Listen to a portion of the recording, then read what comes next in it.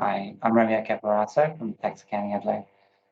Quick tip for people who are new to business. So if it's in your first year of business, there's something you need to do that's very important, and that's keep some money aside for your tax. So in that first year, there's no, unlike when you're an employee, there's no one taking out any tax out of your earnings. So your cash flow may be really good from the business in the first year until you do that first tax return. When you do that tax return, if you made a good profit, you will be taxed on that. So you shouldn't forget that tax is actually one of your bigger expenses. And in that initial stage of setting up your business and running it, you may not be keeping enough tax aside. So here I am telling you to keep some aside, especially in that first year. So don't get caught out by that. If you don't know how much to keep aside, my general guideline is firstly, have what I call the scoreboard, have an idea of how much profit you're making. Remember that you're taxed on your profits, not just sales. So that's a really important to know. And you shouldn't be flying blind in business. You should know how much profit is because it makes it more fun.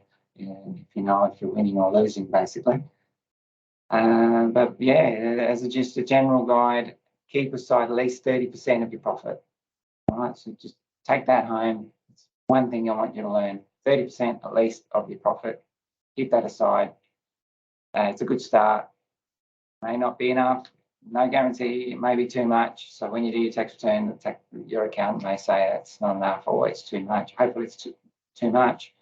And then if you do your tax return fairly early on in the year, that will then let you be free to take the excess and do what you want with that. So, and if you're a little bit short, worst comes to worst is you may have till March of the following year to pay it. So you can save it and pay for that, or you can get a repayment arrangement. But I don't want you to be completely caught out without any tax set aside while you're earning your first year of business earnings and profits. All right.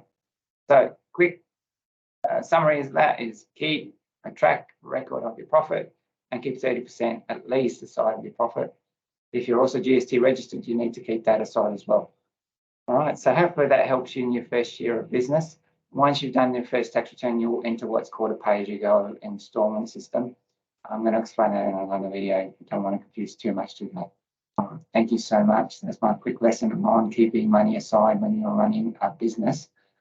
I'm Romeo Caporazzo from Tax Accounting Adelaide. Thank you.